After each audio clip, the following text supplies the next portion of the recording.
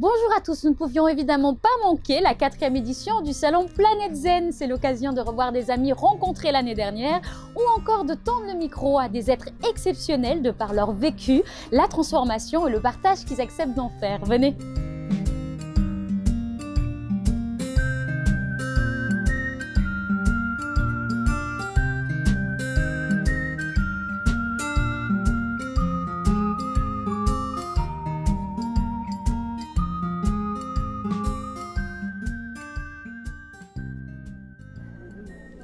Bonjour Mina. Bonjour Véro. Alors d'une blessure très profonde, tu es passée au pardon après de multiples voyages intérieurs et extérieurs comme tu le décris joliment dans ce livre. Est-ce que je peux te demander de nous raconter le début de cette histoire, l'élément déclencheur avec tes mots et le recul qui est le tien aujourd'hui? Effectivement, quand j'avais 30 ans, j'ai vécu, parce que je souhaite que personne ne vive, un drame passionnel. C'est ce qu'on voit dans les faits divers en fait. J'ai perdu toute ma famille, donc mes enfants et leur père, dans l'incendie de notre maison. Et j'ai su le lendemain matin, voilà, qu'il n'y avait plus que des cendres de tout ce qui était ma vie, puisque la maison a brûlé avec eux. Voilà. Donc sur le moment, ça a été une anesthésie totale, un choc. Enfin, je savais, mais je ne ressentais plus rien. Et puis, quand ça a commencé à se réveiller, je crois que la souffrance était telle que je voulais en finir, en fait. Voilà. C'est arrivé le 8 mai 1985. Exactement, oui. Après ça va commencer un long travail très profond d'introspection. Tu vas parcourir pas mal de pays, d'ailleurs. Tu vas participer à des voyages initiatiques. Tu iras même jusqu'à faire le saut à l'élastique 2 fois. Oui. 2 fois pour peut-être transcender cette peur de continuer à vivre, mais aussi libérer de nouvelles énergies.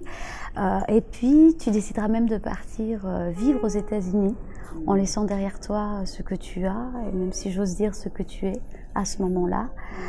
Et j'ai en tête aussi ce voyage en Équateur qui a été une épreuve incroyable, après lequel tu décides de faire tomber tes boucles, de faire tomber tes cheveux, peut-être de te libérer de quelque chose, mais tu vas renaître véritablement après un voyage en Inde.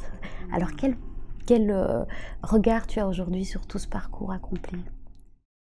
C'est un regard différent maintenant, hein. Je crois que j'ai vraiment le recul pour voir à quel point aussi l'être humain a des ressources. Ça, c'est quelque chose qui est extraordinaire. J'aurais jamais imaginé être aujourd'hui en face de toi et partager avec toi ma joie d'être, ma joie de continuer de vivre d'une façon vraiment différente, bien sûr, de ce que j'étais avant. Mais bien évidemment, cette joie, elle a pris du temps avant d'émerger, hein. Et ce que je peux dire, c'est que ça peut paraître paradoxal, mais dans cette douleur, il y a eu quelque chose qui m'a aidée. C'est que j'avais plus rien à perdre. Et vraiment, je saisis maintenant combien la difficulté, en fait, pour un être humain, c'est d'avoir peur de lâcher ce qu'il connaît. Même à la limite, ce qui est pas bon, hein, enfin, ce qui ne l'aide pas. Et moi, en fait, dans cette sensation que je n'avais plus rien à perdre puisque j'avais tout perdu, hein, même à la limite mon travail, tout après, hein, j'ai pu oser faire ce que je n'avais jamais fait, c'est-à-dire prendre le risque d'aller dans l'inconnu total. Et je pense que vraiment, c'est vrai quand on lit le livre, c'est ça, on voit à quel point je vais aller dans des choses que je n'aurais même pas imaginées, envisageables, et même que j'aurais jugé avant. J'aurais porté un jugement. Et le livre, justement, il faut le lire jusqu'au bout. On comprend bien que c'est une transformation globale. Et au fil des pages, au fil des années, en fait, ce que tu es en train de faire, c'est faire ton deuil. Ce deuil qui va durer pendant 25 ans, plus ou moins, avec des moments insoutenables, les moments insoutenables que cela comporte, pour, comme je te disais, renaître après un voyage en Inde. Alors raconte-nous, qu'est-ce qui s'est passé en Inde ? L'Inde, c'est vrai que c'est l'aboutissement, c'est la fin, je dirais, d'un deuil, enfin la fin d'un deuil. Je ne sais pas si ce mot est toujours, j'entends souvent les gens dire, mais je ne veux pas faire mon deuil. Il ne s'agit pas de faire quelque chose. Je dirais qu'à un moment donné, ce qui émerge, c'est que la douleur s'est dissoute. Et ce n'est pas quelque chose que j'ai essayé de faire, c'est quelque chose qui est arrivé à moi. tu parlais du saut à l'élastique et puis plein d'autres choses, hein, la marche sur le feu qui est symbolique, hein, voilà. Mais en fait, ce que je voudrais bien dire, c'est que pendant que je faisais ce cheminement, je n'imaginais même pas qu'un jour ça s'arrêterait. Et en réalité, ça a vraiment pris 7 ans, on va dire 7 ans, où je suis arrivée en Inde, après tous ces voyages dont tu parles et puis toutes ces prises de conscience quand même, voilà. Et en Inde, il s'est passé, c'est vrai, quelque chose d'inattendu pour moi. Déjà parce que j'avais pas prévu d'aller voir des foyers de crémation. Moi, j'allais en Inde pour visiter, et Bénarès, c'était mythique. Et c'est en arrivant là-bas, je réalise que, mais je vais voir la façon dont mes enfants ont disparu. Et j'avais mon mental, quoi, qui revenait, qui disait, non, mais ça va pas, ça. Et moi, je disais, stop. Je vais aller, j'ai toujours tout regardé en face, traversé, je vais continuer jusque-là. Et là, au moment, il y a eu quelque chose vraiment incroyable qui s'est passé. Au moment où ils mettent les corps, ils les plongent dans le Gange, ils les mettent sur les foyers de crémation, au lieu d'être anéantis, parce qu'on aurait pu imaginer en fait un souvenir qui remonte et tout, je sens une libération intérieure, comme une sensation que ce qui est en train de brûler là, c'est une enveloppe. Pourtant, je ne suis pas quelqu'un de spirituel dans le sens du terme, où j'ai toujours été très pragmatique. Donc, je parle vraiment d'une expérience qui m'a dépassée. C'est que le sentiment que j'ai eu, c'était que les êtres là qui étaient en train de brûler, il y avait juste l'enveloppe qui brûlait, mais qu'il y avait une vie qui était toujours là. Et cette vie, je l'ai sentie, c'est comme si je la recevais dans mon corps, dans mes cellules. Et à ce moment-là, j'ai pu me retourner sur ces 7 ans. Et alors, c'était extraordinaire pour moi. Je pouvais penser à mes enfants, plus que ça, les embrasser, je dirais, sans la souffrance et les larmes. J'étais allée au bout de ça. En fait, ce qui s'est révélé, c'est que j'étais allée au bout de ça, sans même le savoir, et que je pouvais enfin, grâce à ça, ouvrir mon cœur à tout l'amour que j'avais pour eux. Parce qu'en fait, quand on souffre du départ de quelqu'un, on souffre sur nous quand même, sur le manque. Mais il n'y a plus vraiment la place pour la joie de l'amour, la joie d'aimer. Et là, je pouvais retrouver cette joie de les aimer et de ne pas sentir de séparation avec eux. Et de Christiane, tu vas passer à Mina, c'est ça? Comment est-ce que tu as vécu cette transformation? Parce que ce n'est pas un changement d'identité, mais il y a quand même une transformation profonde. On sent qu'il se passe quelque chose en toi. Exactement. Je n'avais pas du tout l'intention de changer de prénom. J'ai envie de dire que j'ai jamais eu l'intention de rien. Pendant cette année, je vivais chaque jour un après l'autre, en fait, et en me disant, il faut que je tienne jusqu'à ce soir au début. Puis peu à peu, je suis arrivée plus loin. Alors, ça s'est fait comme ça. Et les choses venaient à moi. J'ai jamais dit, il faut que je fasse ça, il faut que je fasse le voyage initiatique. Ça venait à moi. Hein. C'est vraiment très fort. Et cette notion de changement de nom, ça s'est fait parce que j'étais dans un lieu où il y avait des initiations. Ça se fait beaucoup en Inde. Hein. Quand on change d'énergie, quand on change d'âge ou d'évolution, eh bien, vous allez recevoir un prénom si vous le voulez. Et moi, je n'avais pas l'intention, mais j'ai vu le rituel. Et qu'est-ce qui s'est passé? Je pleure en voyant le rituel de quelqu'un d'autre. Je n'ai pas réfléchi. Il y en a, ils mettent 3 ans avant de décider ça. Moi, je vais m'inscrire tout de suite en disant je veux vivre ce rituel. Et ce qui s'est passé, c'est que j'ai pu me libérer, je dirais, de l'histoire de Christiane avec la souffrance. Et c'était mon choix. Ça ne veut pas dire que j'ai oublié. Hein. Il y a toujours... Mais je voulais passer à un autre niveau qui était qu'est-ce que je vais faire de ça? Comment je vais rebondir sur ça pour en faire quelque chose de beau? Et je ne savais même pas comment, mais je suis sûre que c'est possible.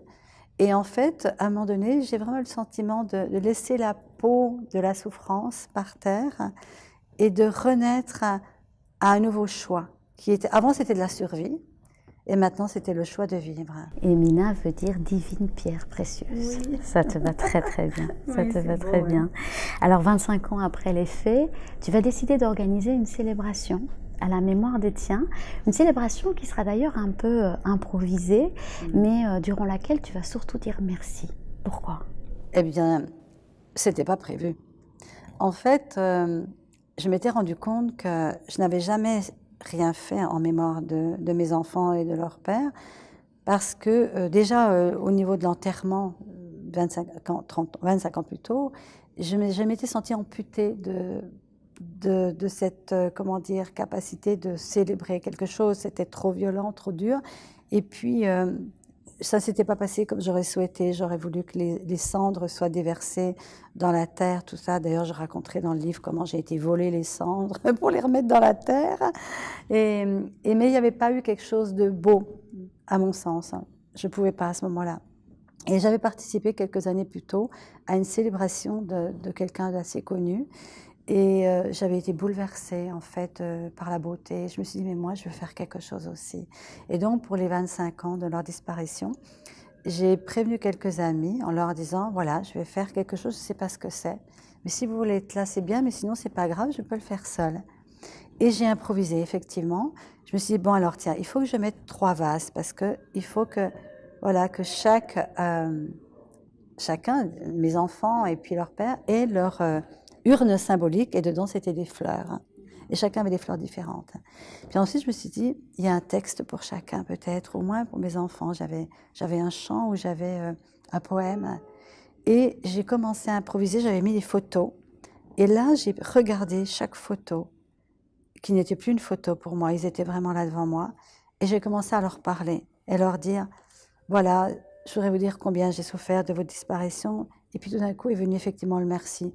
Et merci de m'avoir permis de faire ce chemin pour arriver là où je suis aujourd'hui. Je ne savais pas que j'allais dire merci. Et je disais merci à Annick, je disais merci à Davy. Et merci à Robert. Et le moment où je suis arrivée dans la photo de Robert, là, il y a eu une hésitation. Parce que j'avais jamais voulu être dans la haine. Mais tout d'un coup, j'étais face vraiment à un choix de est-ce que je veux choisir de continuer d'ouvrir mon cœur malgré ce qui s'est passé. Mais je n'ai même pas eu besoin de choisir. Ça s'est ouvert en moi. Mon cœur s'est ouvert, j'ai pleuré et j'ai réussi quand même à lui dire merci. Et je te pardonne et on se pardonne. Dans Pardon, il y a le mot don justement. Et dans l'épilogue que tu écris 30 ans plus tard, le livre a donc été réédité l'année dernière, en 2006. Tu reprends une citation 2016. Qui dit... Pas 2016, voilà. Oui, pardon, 2016. Pardonner, c'est libérer un prisonnier et découvrir que ce prisonnier, c'était vous. Tu es donc libre aujourd'hui. Parle-nous de ce pardon. Alors, c'est paradoxal parce que mon livre s'appelle Apprivoiser le pardon, mais je n'ai jamais cherché une seconde à pardonner. J'ai juste cherché à comment vivre, au début survivre. Mais le pardon est arrivé à moi. Il est arrivé à moi justement à Bénarès parce que quand je me suis retournée et que j'ai vu le chemin parcouru et que j'ai vu aussi la liberté que je m'étais attribuée, que j'avais osé vivre malgré peut-être les jugements ou tu vois, il y a toujours des jugements parce que les gens ne peuvent pas comprendre pourquoi tu fais tel chemin ou un autre, mais j'ai jamais arrêté de tracer devant moi vers ce chemin de la liberté. Et en fait, pour moi, le pardon, c'est le don que j'ai reçu de l'épreuve. Et c'est ce don qui m'a amenée à trouver cette force que je ne savais pas que j'avais et que Martin Gray a très bien décrit dans son livre « Nom de tous les miens ». Il parle de la force de vivre et qui m'a aidée à faire le choix de vivre. Parce que le témoignage de quelqu'un nous montre que c'est possible. Et en fait, ce don, pour moi, c'est ça le pardon. C'est-à-dire que c'est pas « oui, je ne t'en veux pas, tu m'as fait du mal », etc. C'est « je reçois le don de ce voyage ensemble de difficultés » et qui m'a fait grandir. Et pour moi, le pardon, c'est quand on n'a plus rien à pardonner. Alors c'est incroyable parce que depuis qu'on a commencé cette interview, on a une espèce de chant lyrique derrière nous. C'était évidemment pas prévu du tout. On sent qu'on est au salon planète zen, hein, c'est plein de zénitude. Mais bon voilà, on va continuer. Oh, hein. On va accueillir. On va accueillir, voilà. Comme tu dis. Alors moi, ce qui personnellement m'a vraiment fascinée dans ton histoire, c'est comme je te le disais avant l'interview, ta liberté. Parce que malgré une colère qui est totalement légitime, tu vas t'ouvrir au monde. Tu vas accueillir et saisir toutes les opportunités qui se présentent à toi. Et finalement, il y a plein de synchronicités. On se rend compte que tout s'emboîte. Et toi, tu vas même plus loin en disant que tout ce qui se joue à l'extérieur, donc tout ce qui se passe finalement dans notre vie, est déjà en nous. Je sais qu'entre-temps, tu t'es spécialisée dans la mémoire cellulaire. Alors, est-ce que tu peux un peu nous parler de ça? Il y a eu plusieurs étapes hein, dans ce deuil. Il y a déjà atténuer la souffrance ou la traverser sans m'en détruire. Et là, je me suis rendu compte que les émotions ne tuent pas, elles nous font beaucoup de mal, mais elles ne tuent pas et elles s'arrêtent au bout d'un moment. Enfin, il y a une fin, ça je peux vraiment en témoigner. La deuxième chose, c'est qu'après je me suis dit, mais comment, moi j'étais quand même dans la psychanalyse, je travaillais en pédopsychiatrie, donc je connaissais bien tout cet aspect inconscient où on se met parfois dans des situations sans s'en rendre compte qui se reproduisent. On parlait du transgénérationnel. Moi j'ai été épatée de voir comment on peut rejouer des histoires de notre inconscient familial. Et la grande question que je me suis posée à un moment donné, mais est-ce que je porte en moi des mémoires qui m'ont fait vivre ça finalement, et parce que je me suis intéressée à la physique quantique et puis à des recherches sur les mémoires cellulaires. Et pour moi, c'était très important de m'en libérer, parce que si je ne me libérais pas de ça, eh ben, je ne libérerai rien, ni de mon passé, ni d'un futur éventuellement une reconstruction. Il était hors de question que je retrouve un compagnon ou un enfant si je n'étais pas libérée de cet impact à l'intérieur de moi qui peut-être m'avait fait mettre, inconsciemment évidemment, dans une situation dramatique. Voilà. Et ça a été comment dire, une grande prise de conscience. Je pense que cette douleur, cette perte m'a amenée à me poser cette question, voilà, comment on peut transformer ça, comment on peut aller au-delà et comment ne plus reproduire cela. Parce que ce que j'avais vécu au niveau individuel, finalement, on regarde au niveau collectif, il se passe des scénarios pareils qui se répètent depuis la nuit des temps, les génocides, la vendetta. Quand on regarde l'histoire de l'humanité, tout se reproduit tout le temps. Est-ce que ça ne serait pas aussi des mémoires cellulaires? Et tu as été psychothérapeute pendant des années, oui, d'ailleurs. Et aujourd'hui, tu es formatrice, facilitatrice en libération d'énergie, je ne sais pas si c'est comme ça qu'on dit, et conférencière aussi. Et tu t'es remariée. Oui, et tu as eu une fille. Alors ça suscite évidemment un peu de curiosité. Quelle est ta relation avec cette nouvelle actrice de ton histoire? Mais en fait, là aussi, c'est quelque chose que je n'ai pas cherché. Je dirais même que c'est arrivé à un moment donné où je m'étais dit, maintenant c'est terminé, ces histoires de couple, parce que ça sera un autre sujet, mais c'est un sujet quand même qui me concerne, le couple, puisque mon mari s'est suicidé parce que je voulais divorcer. Donc en fait, ça m'a interpellée sur l'amour, et je ne voulais plus rentrer dans une relation où il y aurait de la dépendance, de la codépendance, enfin tu vois, tous ces systèmes qui sont répétés tout le temps. Donc là aussi, ça a été un grand chemin. Et en fait, cet homme est arrivé au moment où j'avais décidé que maintenant, je me mariais avec mon féminin et mon masculin intérieur, et que je n'attendais plus d'un homme extérieur de m'apporter, de me combler. Et il y a quelque chose qui était lâché. Et c'est intéressant, c'est là qu'il est arrivé dans ma vie. Et moi, je voulais quelqu'un qui ait une certaine conscience. Et bien, c'est ce qui s'est arrivé à 40 ans. Contre toute attente. Et notre fille Gaïa est arrivée à 41 ans, contre toute attente aussi. Mais quand tu étais le plus indépendante, finalement. C'est ça qui est intéressant. Je pouvais l'accueillir parce que je savais que je ne lui reporterais pas mes blessures. Il était hors de question pour moi d'avoir un enfant de réparation. Alors là, du tout. Et c'est vraiment une enfant de l'amour. Et quand on la voit maintenant, elle a 22 ans. Hein.